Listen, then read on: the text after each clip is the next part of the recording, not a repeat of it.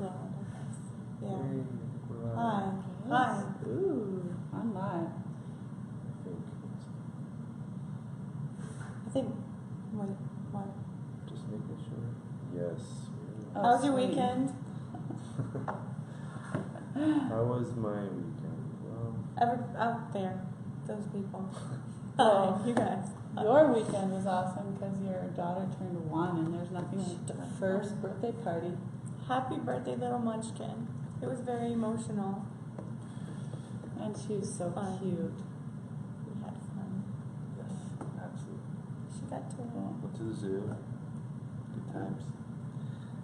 So, yeah. So I'm thinking maybe it would be cool to talk about one thing that I'm really excited about, which Okay. is we got a shout out a couple Okay. weeks ago by the folks over Awesome Motive, WP Beginner, Oh, nice. for Uku people, yeah, which is the orange, and it's made a big difference in traffic, which That's any, huge. any sort of good publicity is good for traffic, obviously, but the great thing about it is that they did an independent kind of review of the top CRMs for WordPress, and their completely objective, unbiased opinion, we were #1. So that feels Nice. good, right? Woo! Thanks, Uku guys at people Awesome is Motive, #1. who are now on your team retreat. I saw your Facebook Live earlier. Good times. Yeah.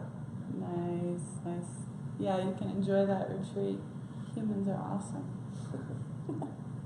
Well, okay, before a lot of people get on, I really have something that I need to talk about, and it has nothing to do with Uku people.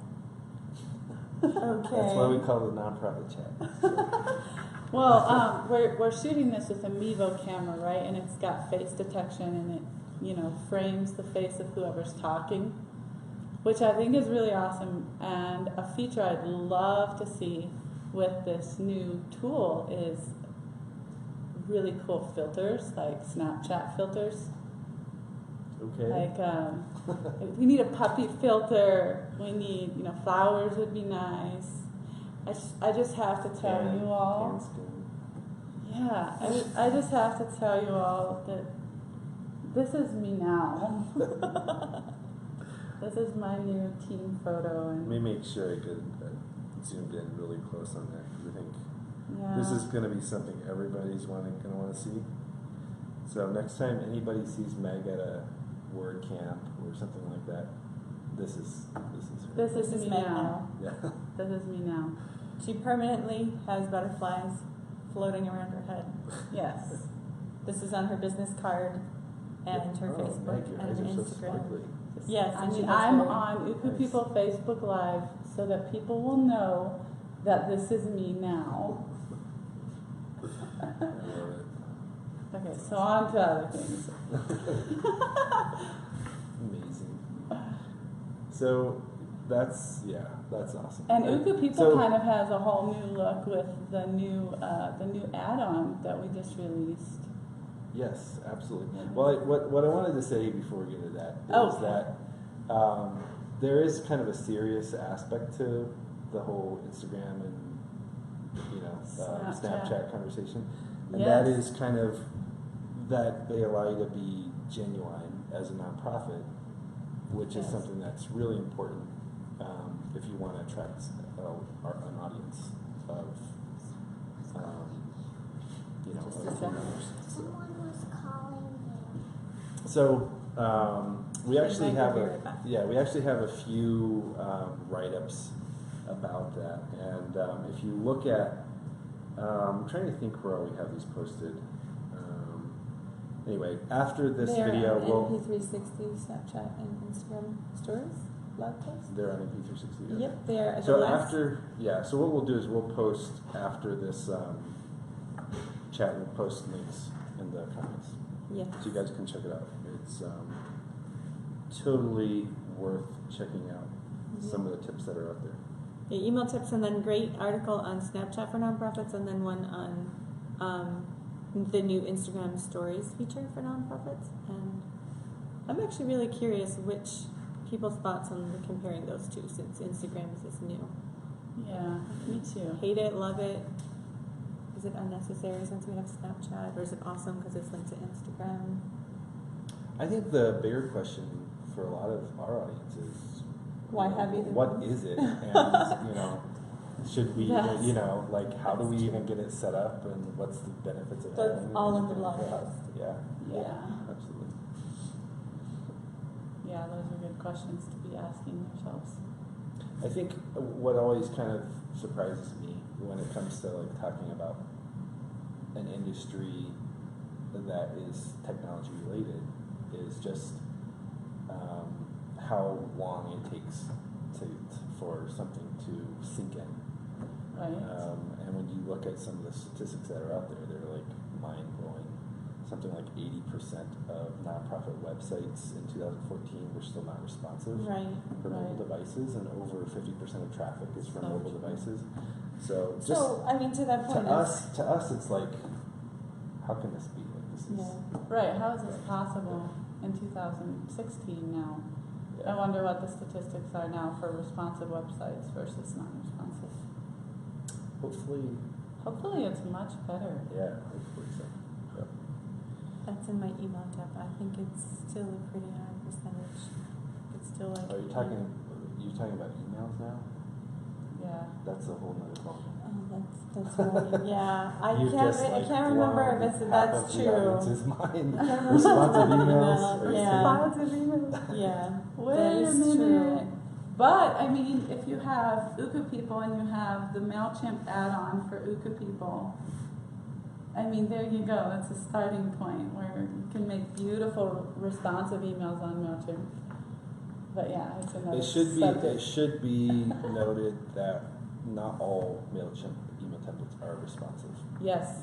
So Right. if They you have- are using MailChimp for your email marketing, test it Right. out first.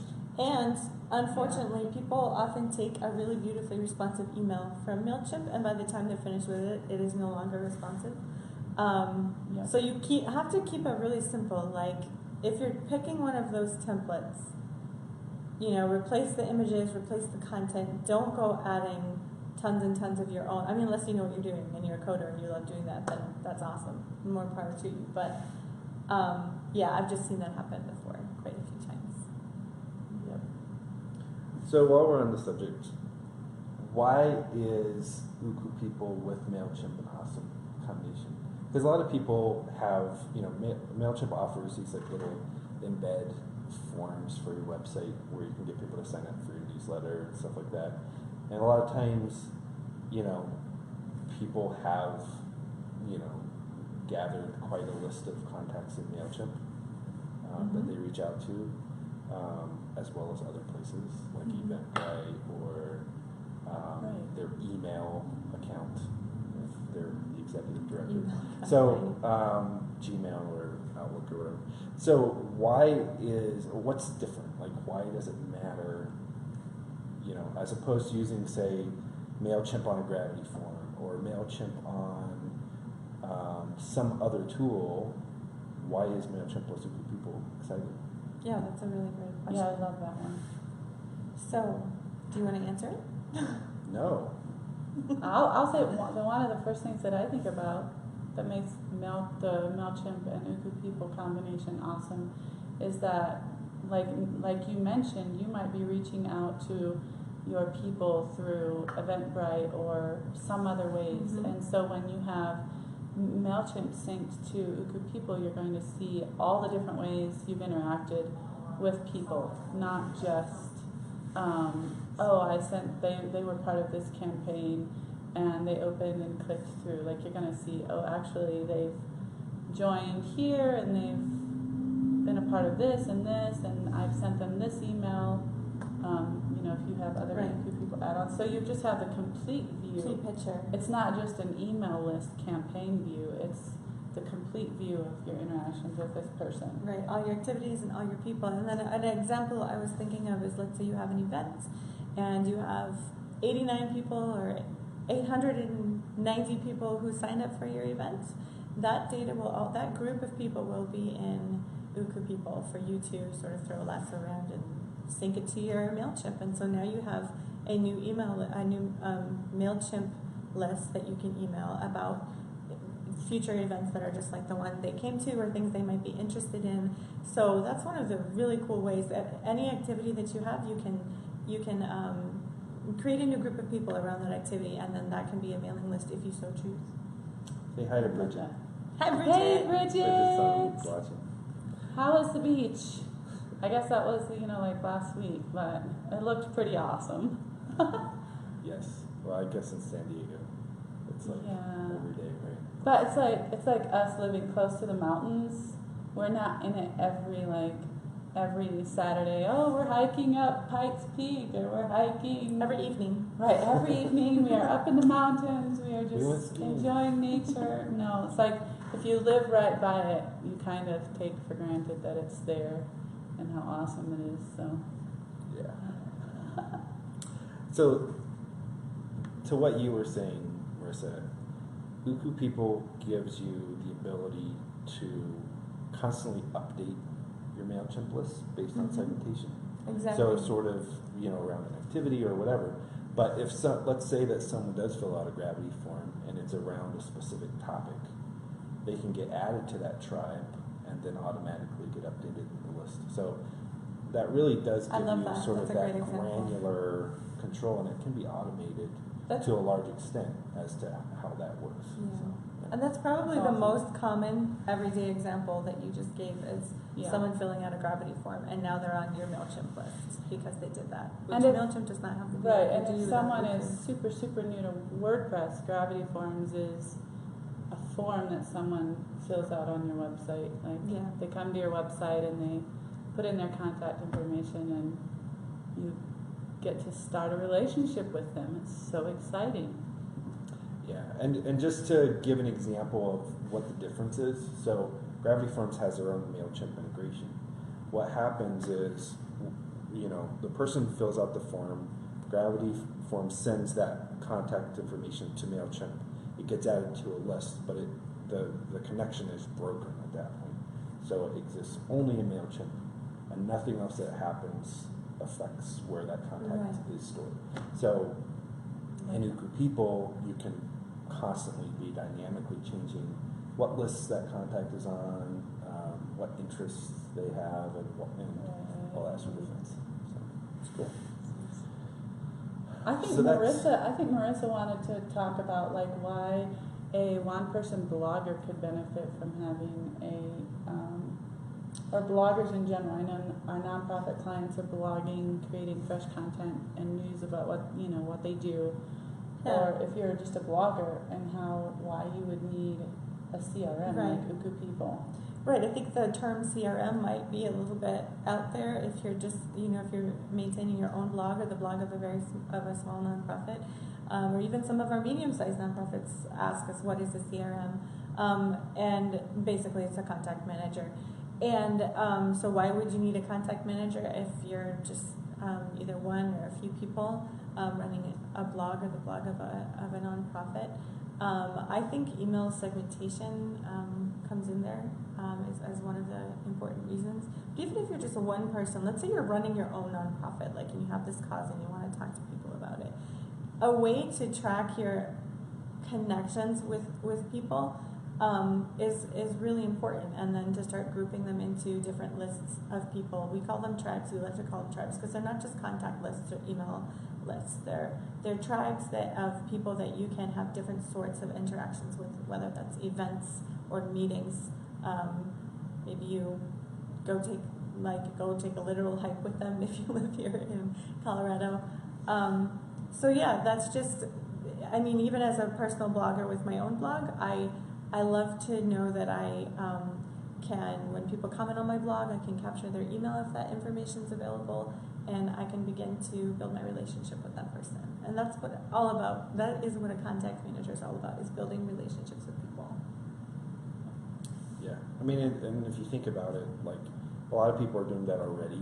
They're just doing it with Gmail or something like that. The problem is They're things doing aren't it in a very really disorganized organized. way. So if you think about Gmail or even Gravity Forms or something like that, the entries are all very linear. So they're not grouped in any way. So what you see is what email came in today.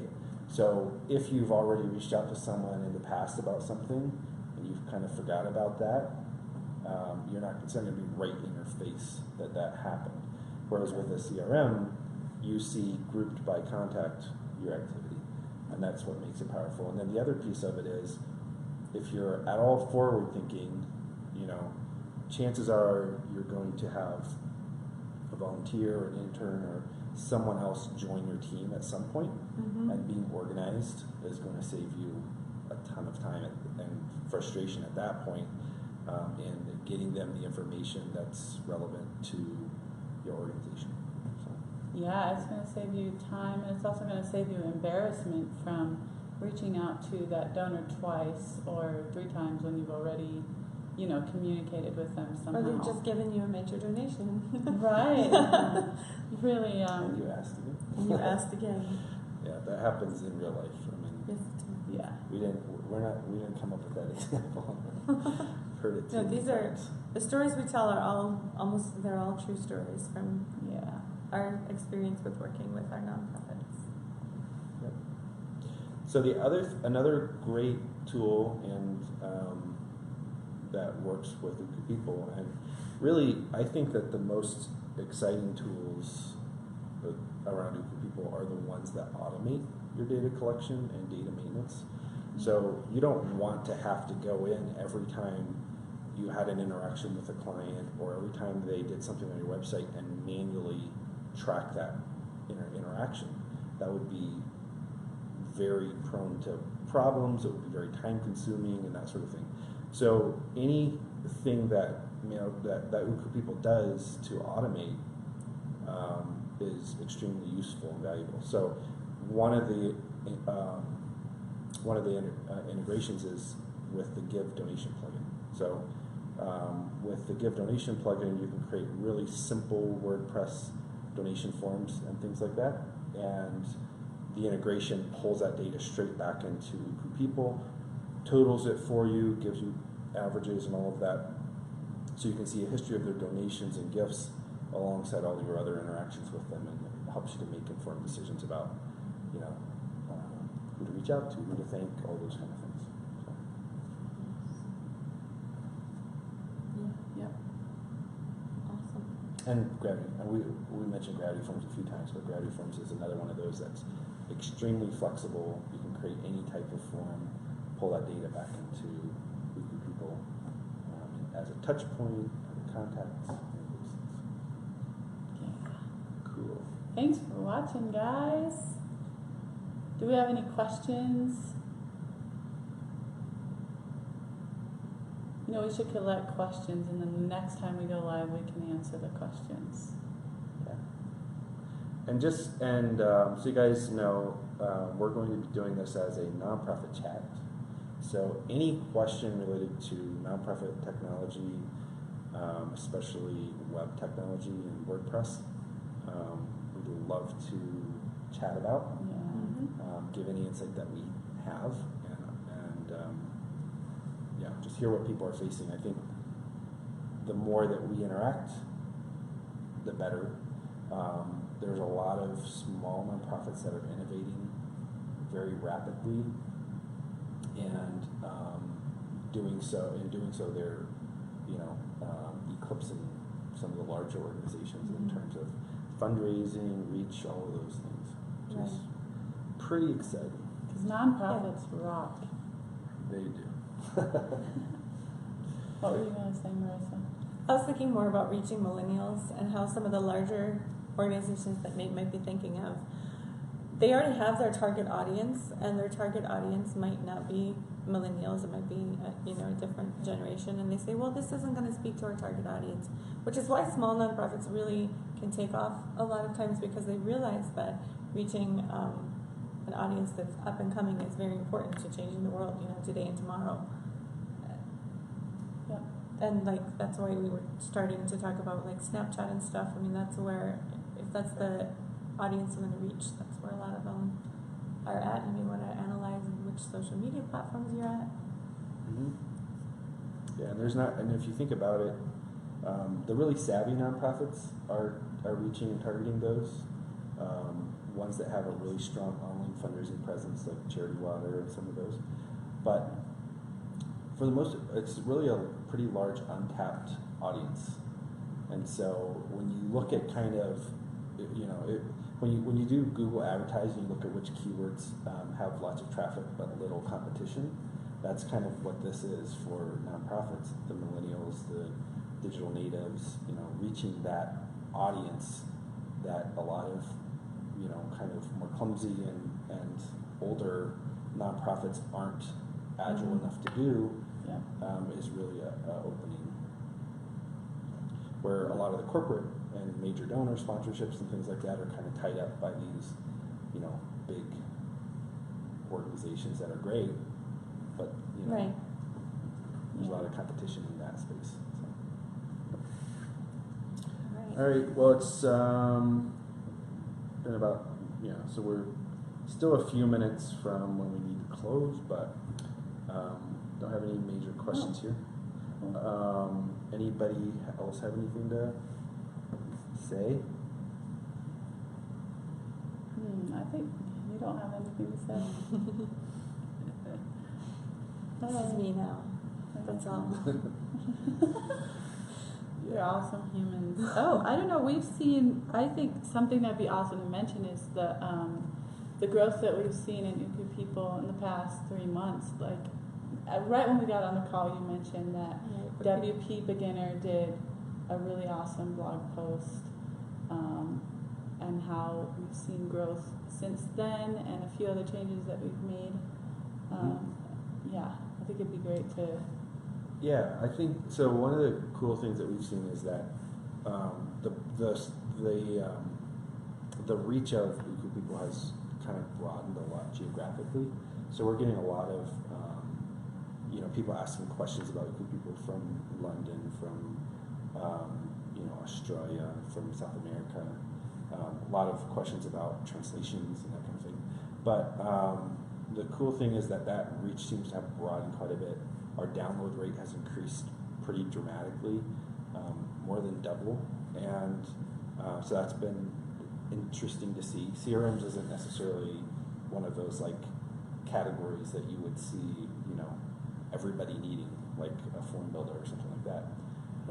So it's kind of interesting to see. Yeah, they don't Yeah, they don't know that they need how it. easy it Yes. is. Right. So, because a lot of people hear CRM, they think Salesforce or something expensive or difficult Right. to set And up. massive Yeah. and complex. So, but some of the things that we've done recently, one major one was the opportunity add-on, which does allow you to kind of track and manage a sales funnel, which is really nice, sort of addition to it.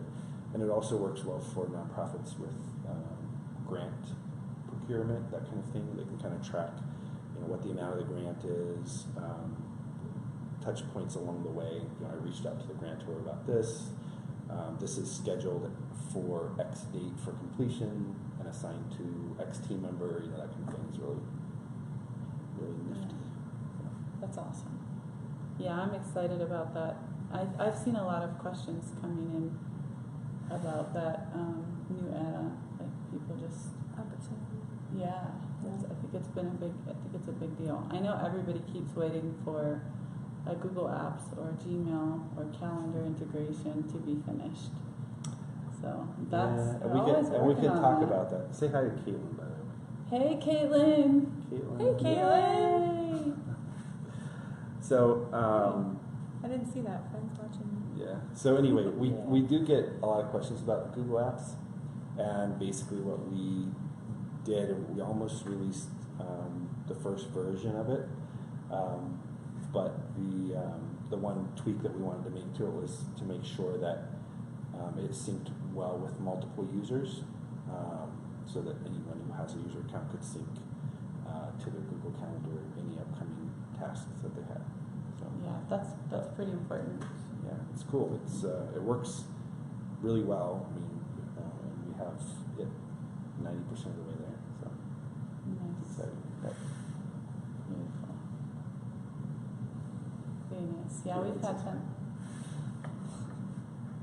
And you guys have to comment. You have to comment You have to comment and let us know if you use Snapchat and if you use this filter. You use this filter. Yeah. Hazel is visited. Aww. Wait, you can see her picture? No, it just says Hazel is here. Where does it say that? Aww. Hi, Hazel. How old is Hazel? No. What? She's like. I've been seeing her pictures lately. She looks like she went through a big growth spurt. She just looks so much older and like smarter and like she's doing so much more than. And if she's gonna be anything like my daughter Emma, she's gonna take over your Snapchat and she's gonna have all the filters. Caitlin says, I do not use Snapchat. Oh Here you go. I don't really. Well, if you don't use Snapchat, you can be sure that your children will. Probably, unless you Or know by the something. time Or by the time Hazel there- grows up, there will I be mean, something by new. the time, yeah, by the time she's using a smartphone, she's gonna be on something else.